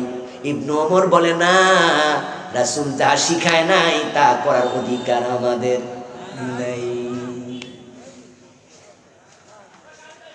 যদি আপনারা এগুলোর অনুমতি দিয়ে দেন তাহলে অবস্থা বড় খারাপ হয়ে যাবে। হুজুর দুইটা বেদাত বানালো, উনি দুইটা বানালো, উনি দুইটা বানালো, আমি দুইটা বানালাম, উনি দুইটা বানালো। এরকম যদি বেদাত চলতে থাকে, এই বেদাতকে প্রশ্রয় দেওয়া হয়, 2-4-10 বছর পরে আসল ইসলাম খুঁজে পাওয়া যাবে না। এই জন্য কৃষক যখন ক্ষেতের মাঝে দেখে আগাছা উঠছে, তৈরি টান মাইরা ফালাই দেয়, প্রয়োজনে কুঠার লাগাইয়া দেয়, উঠার লাগাইয়া দেয়, প্রয়োজনে কামলা রাখে। এর কারণ কৃষক জানে আগাছা যদি বাড়তে দাও কয়দিন পরে মূল ধান খুঁজে পাওয়া যাবে না। বাংলাদেশে যে বেদাত গুলো আছে তার মাঝে একটা বেদাত হলো, আমরা যখন 12 রবিউল আউয়াল বাংলাদেশে আসে তখন আমরা ঈদে মিলাদুন নবী নামে এক ঈদ চালু করে দিয়েছি। এবং আমরা আজ জঘন্য কথা বলতেছি, সেটা হলো সকল ঈদের সেরা ঈদ ঈদে মিলাদুন নবী। এই কথাটা বলার কারণে আল্লাহর নবীর আমল করা ঈদকে তুমি খাটো বানাইয়া দিছো। প্রিয় নবী জীবনে ঈদ উদযাপন করলেন দুইটা, একটা ঈদুল আযহা, একটা ঈদুল ফিতর। আর তুমি নতুন করে ঈদে মিলাদুন নবী বানাইলা। বানানোর পর আবার তোমার সাহস কত, তুমি মিছিল বাইর করেছো সকল ঈদের সেরা ঈদ তোমারটা বানায়া রাসূলের ঈদের চেয়ে সেরা বললা। তুমি রাসূলের সুন্নাহকে খাটো বানাইয়া দিলা। অথচ বিশ্ব নবী উনার জন্মের প্রতিদিন প্রতি সোমবারে রোজা রাখতেন। আল্লাহর হাবিব উনার জন্ম দিবসকে রোজা রাখার মাধ্যমে প্রতি সপ্তাহে স্মরণ করতেন, আর আপনি বছরে একদিন করেন, কারণ আপনি জানেন প্রতি সপ্তাহে করলে এত জমব না। এখন রাসূলুল্লাহ জন্ম দিবসে রোজা রাখছে, আর আমাদের দেশের সুন্নি ভাইরা ঈদে মিলাদুন নবীর দিন গরু জবাই করে খিচুড়ি খাচ্ছে। রাসূল রাখলো রোজা, হেরা করলো খিচুড়ি। ও আমার প্রিয় ভাই, জন্ম দিবস পালন করা, মৃত্যু দিবস পালন করা এটা ইসলামের বিধান না, বরং এগুলো খ্রিস্টানদের রীতি। এই জন্য যখন ঈসা আলাইহিস সালামের জন্মের দিন আসে 25শে ডিসেম্বর নাকি, ওটার নাম দিছে কি বড়দিন। এমন ভাবে উদযাপন করে কল্পনা করতে পারবেন না। একবার 25শে মার্চে আমি মালয়েশিয়া ছিলাম, মালয়েশিয়াতে দেখি রাতের বেলায় পুরা শহর সাজানো, লাইট দিয়া বিল্ডিং গুলোকে এত আলোক উজ্জ্বল করেছে, আমার এটা জানা ছিল না।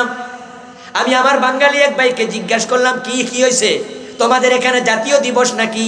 কয় না, খ্রিস্টানদের বড়দিন। আমি কইলাম খ্রিস্টান এই দেশে কতজন আছে শতকরা? কয় বেশি নাই, হয়তো 8-10% হবে।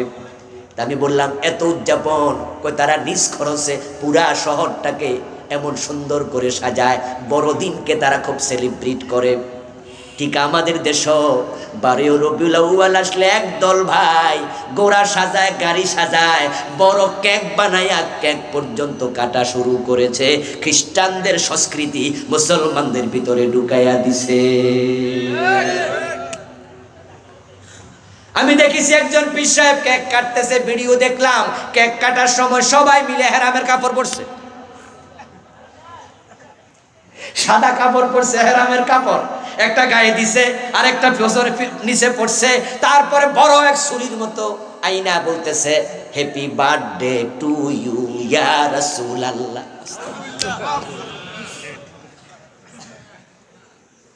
রাসূলুল্লাহর ইসলামকে বিকৃত করা যাবে না। আল্লাহর হাবিব জিকির করেছেন যেভাবে, আমাদেরও করা লাগবে সেভাবে। আজকে আমরা জিকির করতে যাইও ঝামেলা পাকাইয়া দিছি। জিকির করতে করতে বাসের আগে উঠা যায়, প্যান্ডেলে লাফ মারে, বান্দরের মতো লাফায়, বক্তারে দইরা চাপ মারে, এমন জিকিরও আছে। যারা প্যান্ডেলের আগে উঠতেছে, পীর সাহেবরে চাপতেছে, ওরা কিন্তু গরম সুন্নি না, ওদেরকে আমরা বেদাতি মনে করি না, বরং তারা বলতেছে এশক উঠেছে। আমি প্রশ্ন করতে চাই, প্রিয় নবী যখন জিকির করতেন সাহাবাদেরকে নিয়া, কয়জন সাহাবী লাফ দিয়া গাছে উঠছে দেখাও? বরং রাসূল ওয়াজ করেছেন, সাহাবীদের চোখের পানি বের হয়ে দাড়ি ভিজে ভিজে জমিন ভিজে যেত। জারাফাত মিনহাল উয়ুন ওয়া ওয়াজিলাত মিনহাল কুলুব, সহিহ বুখারীর হাদিস।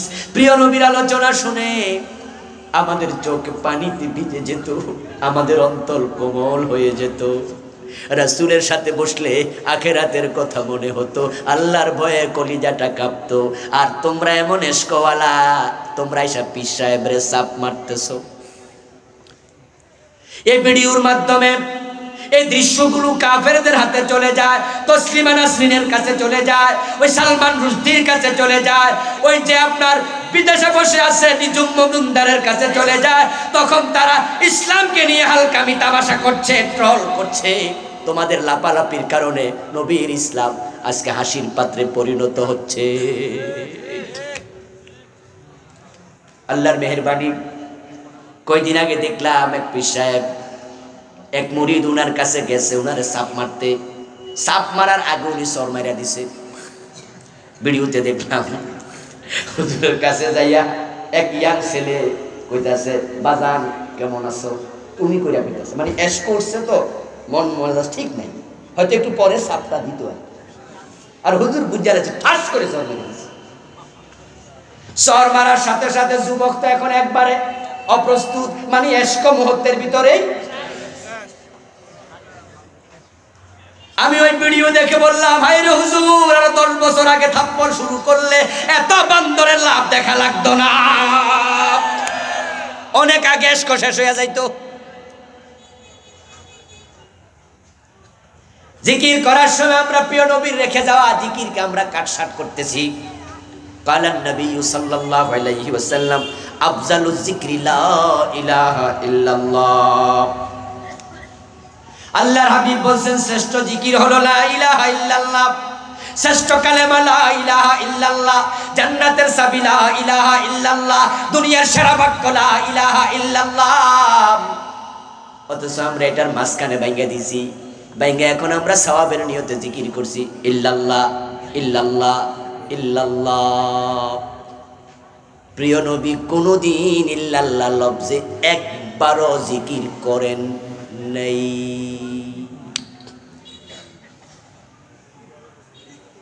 একটা হাদিস দেখাবেন একটা।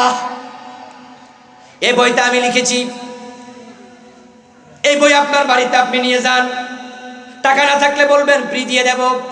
আপনার পীরের কাছে চলে যাবেন, আমার বইটা শো করবেন, সাদা একটা কাগজ দেবেন, 5 টাকার একটা কলম দেবেন, তারপরে বলবেন হুজুর এই যে ইল্লাল্লাহ জিকির আপনি আমাদের করাচ্ছেন, প্রিয় নবী তো এই জিকির আমাদের শিখাইছে, সুবহানাল্লাহ আলহামদুলিল্লাহ আল্লাহু আকবার লা ইলাহা ইল্লাল্লাহ সুবহানাল্লাহ বিহামদিহি সুবহানাল্লাহিল আযীম, আরো কত জিকির শিখাইছে।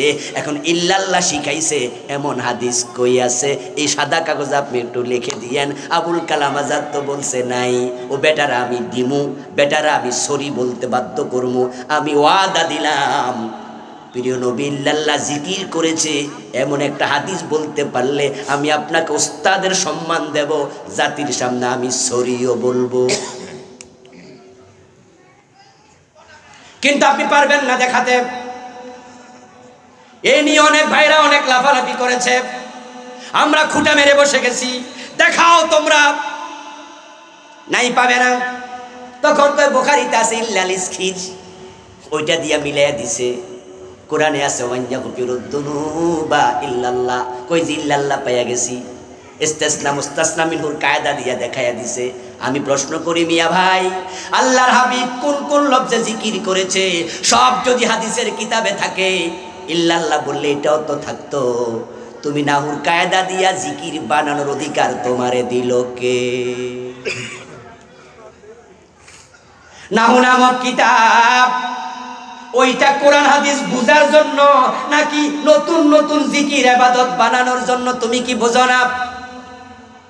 নাহু সরফ হলো কোরআন হাদিস বুঝার জন্য, নতুন ইবাদত বানানোর জন্য না।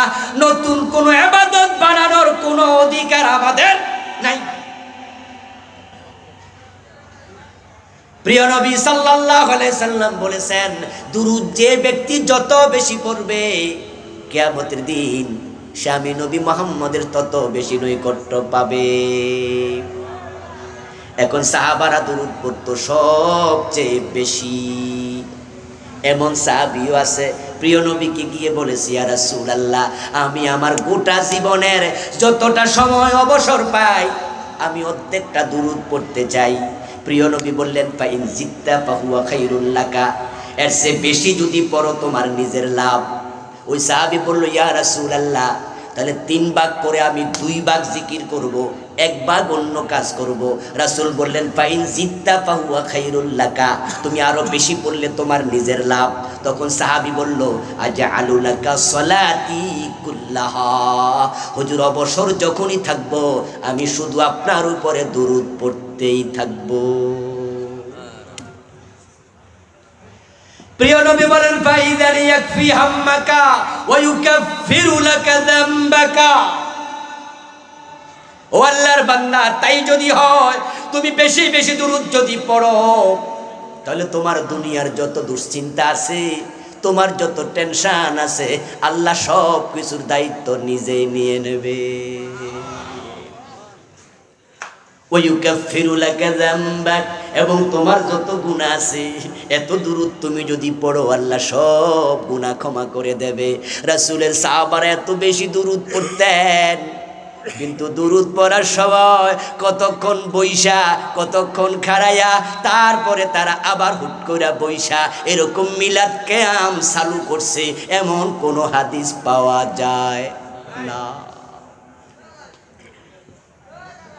আমি কামেল মাদ্রাসা দামতি থেকে হাদিস করলাম, ঢাকা আলিয়ায় ফিকা করলাম, হাদিসে 3rd স্ট্যান্ড করেছি, ফিকায় 6 নম্বর হয়েছি, দাওরা করেছি ঢাকার জামিয়া দিনিয়া থেকে, অনার্স মাস্টার্স করেছি ইসলামিক স্টাডিজে, পিএইচডি এমফিল করলাম ঢাকা ইউনিভার্সিটিতে, আলিয়া কওমি ইউনিভার্সিটি, আলহামদুলিল্লাহ সবগুলা পড়ছি। 22 বছর ধরে কামেল মাদ্রাসায় পড়াচ্ছি। যে সিস্টেমে মিলাদ কিয়াম আজ পর্যন্ত কোনো বইতে পাইলাম না, তোমরা পাইলা কই? এখন আপনি চালু করেছেন, করে মজা নিচ্ছেন, আপনি ইশকে রাসূল দেখাচ্ছেন।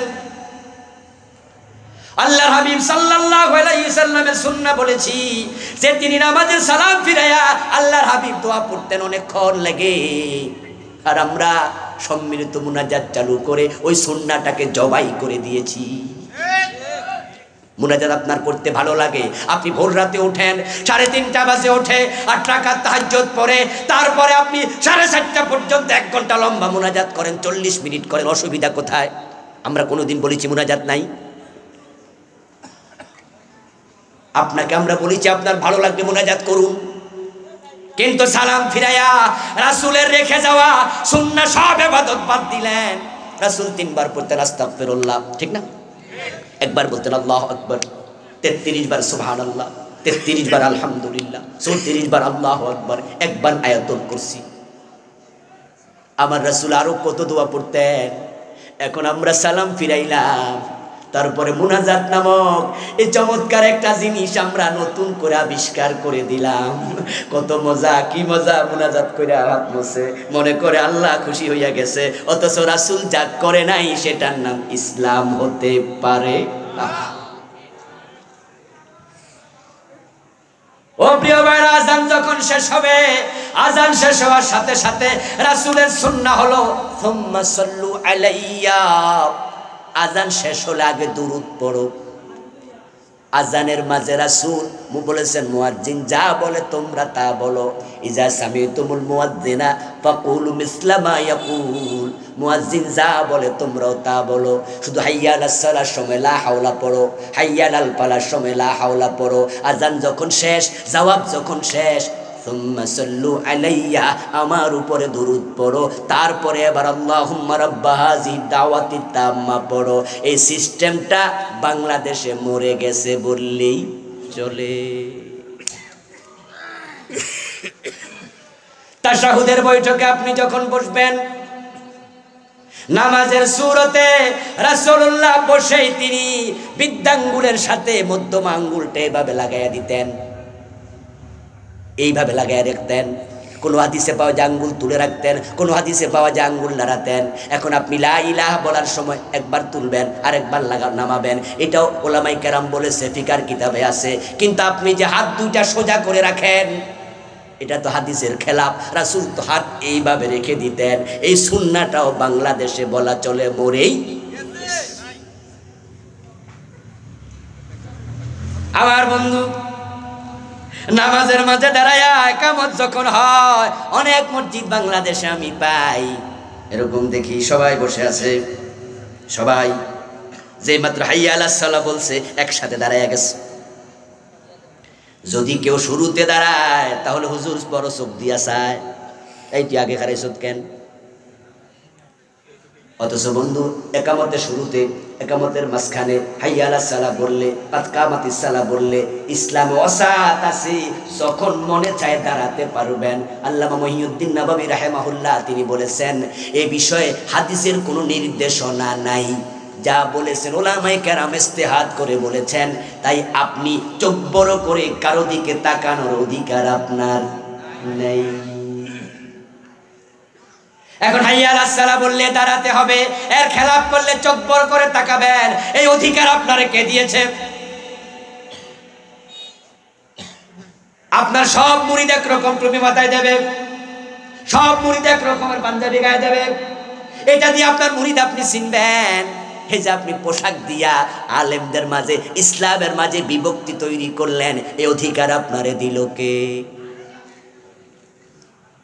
আমরা বিভিন্নভাবে ইসলাম থেকে দূরে সরে যাচ্ছি। আমার বন্ধু, আমল কবুল হোক, এ চিন্তা যাদের মাথায় আছে তারা দিন সম্পর্কে জানবেন, হারাম এবং বেদাত যেখানে আছে তা থেকে সরে যাবেন। আল্লাহর কাছে আমরা তৌফিক কামনা করছি, বলুন আমিন।